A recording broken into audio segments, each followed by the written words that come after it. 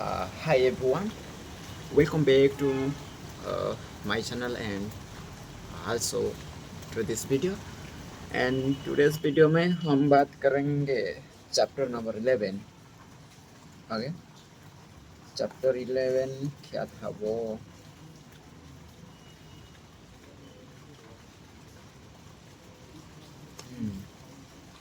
Last class we discussed about the walk slowly but never backward.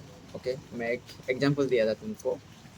Okay okay, and आज chapter 12 को देखेंगे, the law of least effort. Okay, आपको कुछ चीज़ें थोड़ा मैंने कुछ चीज़ें मैंने लिटिल बिट आपका है फॉर आपको कैसे कुछ दिला सकता है.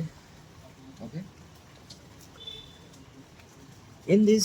in his our reading book, Cons, Jones and Steele, anthropologist and biologist Jared Diamond points out a simple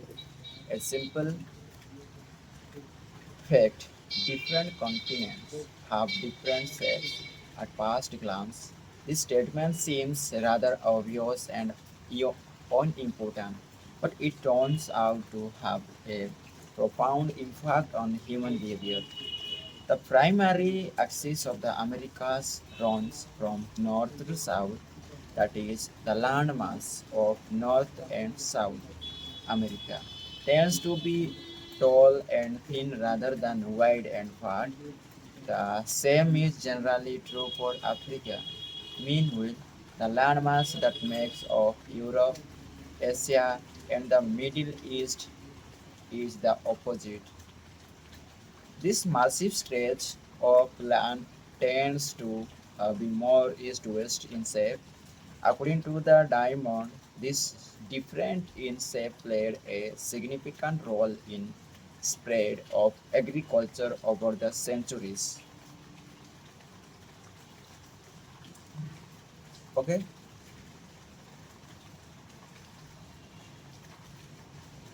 Mm, okay.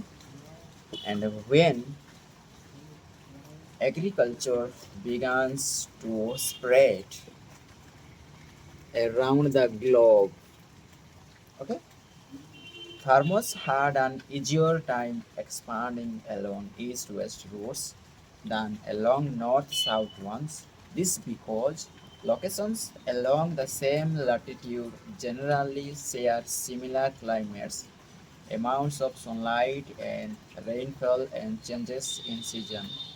These factors allowed farmers in Europe and Asia to domesticate a few crops and grow them along the entire stretch of land from France to China.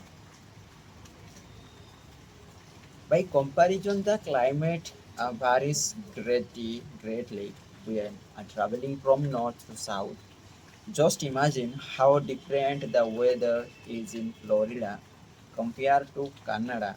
You can the you can be the most talented farmer in the world, but it won't help you grow Florida oranges in the Canadian winter. Snow is a poor substitute for soil.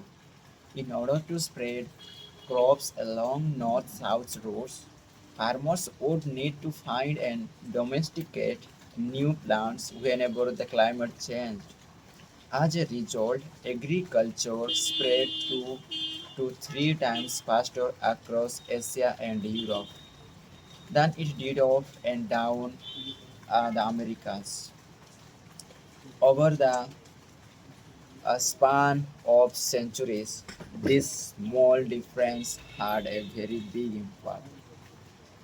Increased food production allowed for more rapid population growth. With more people, these cultures were able to build stronger armies and were better equipped to develop new technologies. The changes started out small, a crop that spread slightly further a population that grew slightly faster but compounded into substantial differences over time. The spread of agriculture provides an example of third law of behavior change on the global scale. Conventional wisdom holds that motivation is the key to habit change.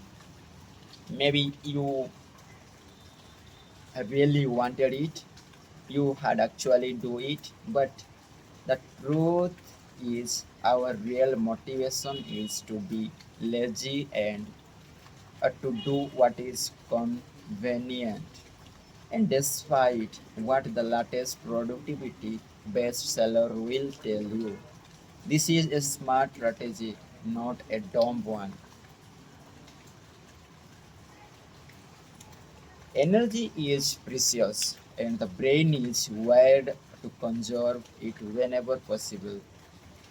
It is human nature to follow the law of least effort, which states that when deciding between two similar options, people will naturally gravitate toward the option that requires the least amount of work. For example, expanding your farm to east where you can grow the same crops rather than leading north where the climate is different. Out of all the possible actions we could take, the one that is realized is the one that delivers the most value for the least effort. We are motivated to do what is easy. And ये एक note क्या है? Okay, the given the note. This is a fundamental, a foundational principle in physics, where it is known as the principle of least action. Okay, it states that the path followed between any two points will always be the path requiring the least energy. This simple principle underpins the laws of universe. From this one idea, you can describe the laws of motions and relativity. Okay, every action requires a certain amount of energy. The more energy required, the less likely it is to occur. If your goal is to do 100 push-ups per day, that's a lot of energy in the beginning. When you are motivated and excited, you can muster the strength to get started. But sticking to the habit of doing one push up per day requires almost no energy to get started. And the less energy a habit requires, the more likely is to occur. Look at any behavior that fills up much of your life, and you will see that it can be performed with very low levels of motivation. Habits like scrolling on our phones, checking emails, and watching television steal so much of our time because they can performed almost without effort. They are remarkably convenient. In a sense, every habit is just an obstacle to getting what you really want. Dieting is an obstacle to getting fit. Meditation is an obstacle to feeling calm. Journalism is an obstacle to thinking clearly. You don't actually want the habit itself. What you really want is outcome the habit delivers. The greater the obstacle, that is, the more difficult the habit or the more friction there is between you and your desired end state. This is why it is crucial to make your habits so easy that you will do them even when you don't feel like it. If you can make your good habits more convenient, you will be more likely to follow through on them. But what about the all the moments when we seem to do the opposite? If we are all so lazy, then how do you explain people accomplishing hard things like raising a child or starting a business or climbing Mount Everest? Certainly, you are capable for doing every hard things. The problem is that some days you feel like doing the hard work, and some days you feel like giving in. One on the top days, it's crucial to have as many things working is your favor as possible so that you can overcome the challenges life naturally throw your way. The less friction you face, the easier it is for your stronger self to emerge. The idea behind make it easy is not to only do easy things. The idea is to make it as easy as possible the moment to do things that pay off in the long run.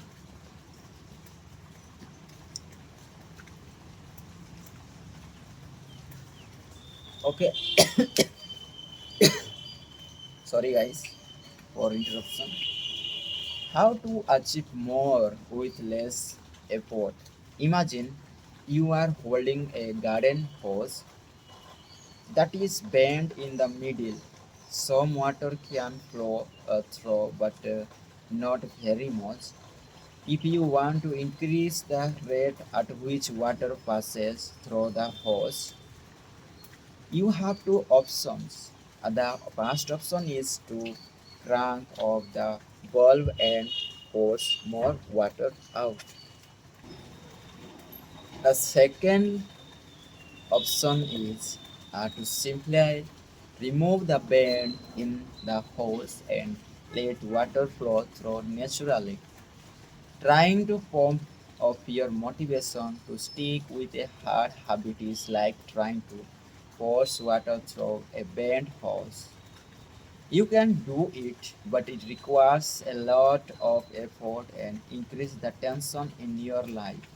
Meanwhile, making your habit simple and easy is like removing the bend in the hose rather than trying to overcome the friction in your life.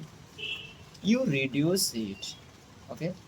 One of the most effective way to reduce the friction associated with your habits is to practice environment design. In chapter 6, we discussed environment design as a method for making cues more obvious, but you can also optimize your environment to make actions easier. Okay? In chapter 6 we have already discussing about the environment design, but we are talking about where the design for the cues. But here you can also optimize your environment for you make actions easier. For example, when deciding where to practice a new habit, it is best to choose a place that is already along the path of your daily routine. Habits are easier to build when they fit into the flow of your life. You are more likely to go to the gym if it is on your way to work because stopping does not add much friction to your lifestyle. By comparison, if the gym is off the path of your normal commute, even by just a few blocks, now you are going out of your way to get there. Perhaps even more effective is reducing the friction within your home or office. Okay, too often we try to start habits in high friction environments. We try to follow a strict diet while we are out to dinner with friends. We are trying to write a book in a chaotic household. We try to concentrate while using a smartphone filled with distraction. It does not have to be this way. We can remove the points of friction that hold us back. This is precisely what electronics manufacturers in Japan began to do in the 1970s. In the article published in New York uh, titled Better All the Time,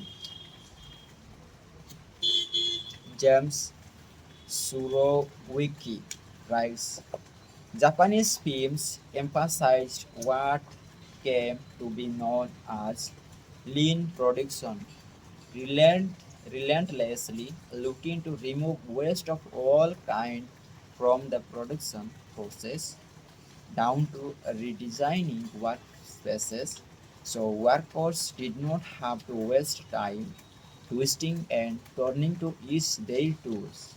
The result was that Japanese factories were more efficient and Japanese products were more reliable than American ones.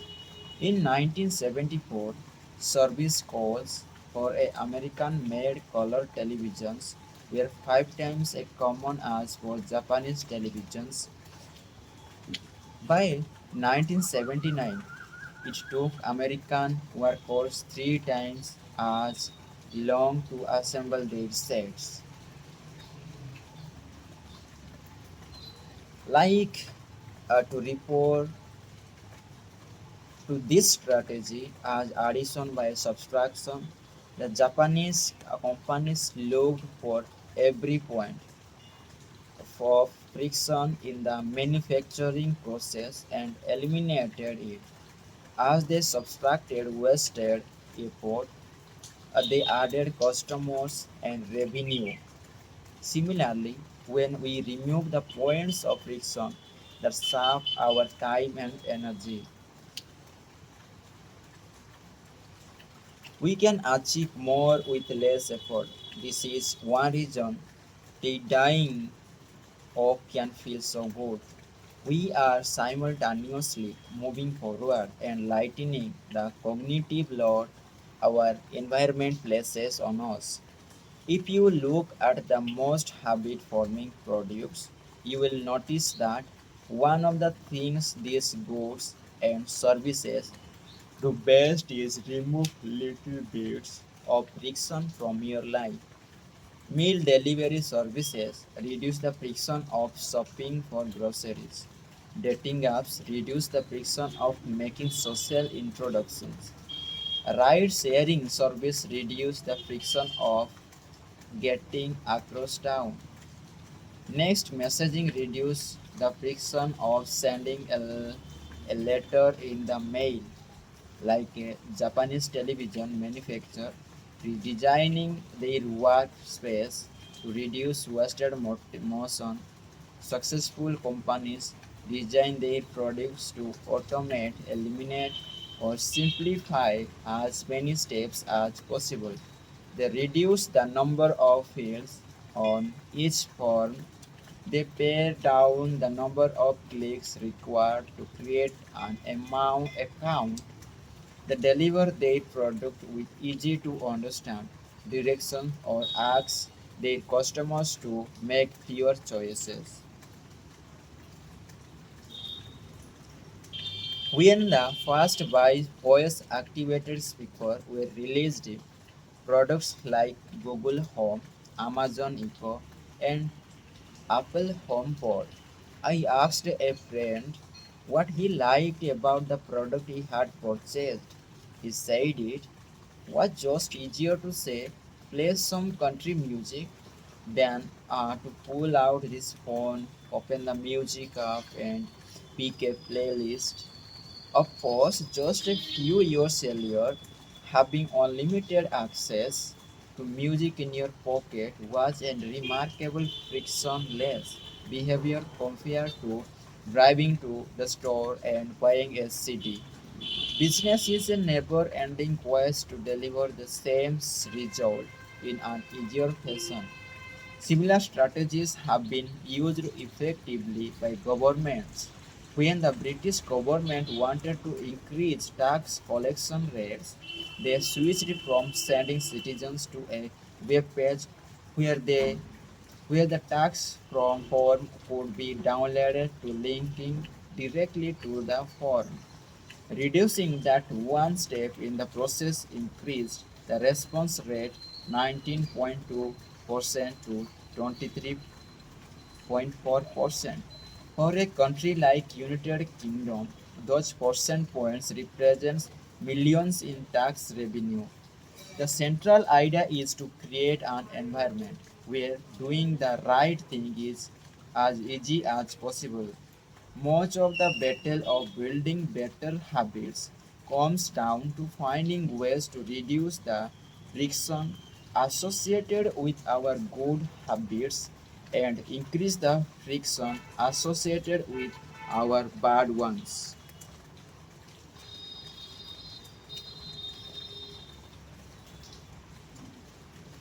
Trying the environment for future use.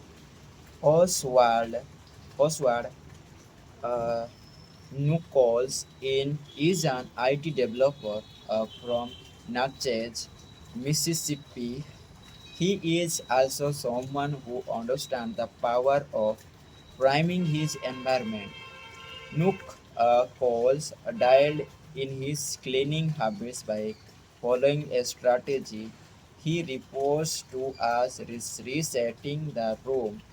For instance, when the finishes watching television, he places the remote back on the TV stand, arranges the pillows on the couch, and folds the blanket. When he leaves his car, he throws any trash away. Whenever he takes a shower, he wipes down the toilet while the shower is warming up.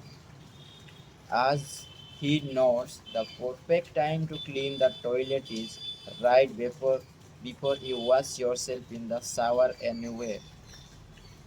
The purpose of resetting each room is not simply to clean off after the last action, but the prepare for next action. When I walk into a room, everything is its right place. No calls, rot, because I do this every day in every room. Stove always stays in good shape. People think I work hard, but I am actually really lazy. I am just proactively lazy. It gives you so much time back. Whenever you organize a space for its intended purpose, you are priming it to make the next action easy. For instance, my wife keeps a box of greeting cards that are pre-sorted by occasion, birthday, sympathy, wedding, graduation, and more. Whenever necessary, she grabs an appropriate card and sends it off. She is incredibly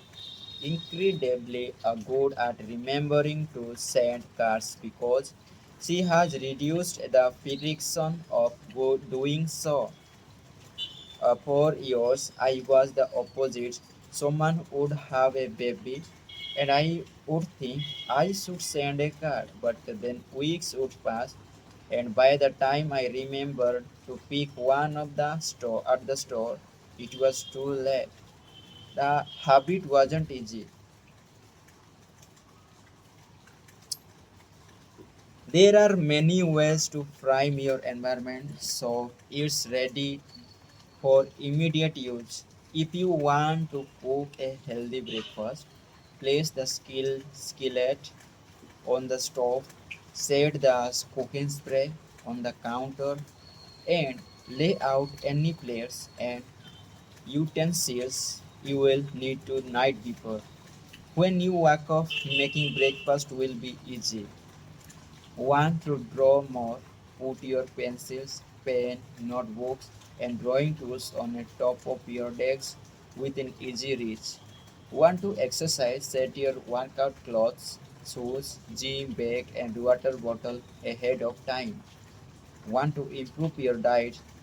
Chop off a ton of fruits and vegetables and weekends and pack them in containers so you have easy access to healthy, ready to eat options during this the week. These are the simple ways to make the good habit the path of least resistance. You can also involve this principle and frame the environment to make bad behaviors difficult. If you find yourself watching too much television, for example, then unplug after each use. Only plug it back in if you can say out loud the name of the show you want to watch. This setup creates the just enough friction to prevent mindless viewing. If that does not it, you can take it a step further, unplug the television and take batteries out of the remote after each use. So it takes an extra 10 seconds to turn it back on. And if you really hardcore, move the television out of the living room and into a closet after each use. You can be surely you will only take it out when you really want to watch something. The greater the friction, the less likely the habit.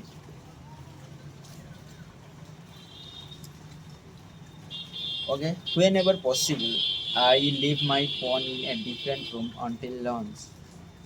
When it's right next to me, I will check it all morning for no reason at all.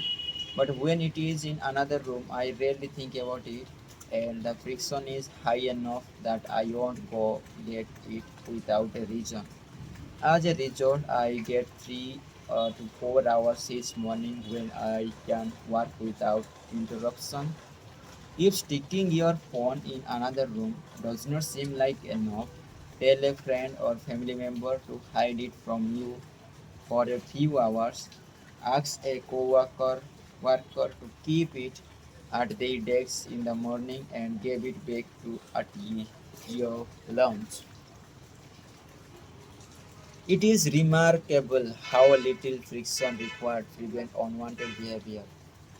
When I hide a beer in the back of the fridge where I can't see it, I drink less. When I delete social media apps from my phone, it can be weeks before I download them again and log in. These tricks are unlikely to curb a true addiction, but for many of us, the little bit of friction can be difference between sticking with a good habit and sliding into a bad one. Imagine the cumulative impact of making dozens of these things and living in an environment designed to make the good behaviors easier and bad behaviors harder. Whether we are approaching behavior change as the individual, a parent, a coach, or a parent or a coach or a leader, we should ask ourselves the same questions. How can we design a world where it's easy to do what's right? Redesign your life so the actions that matter most are also the actions that are easiest to do.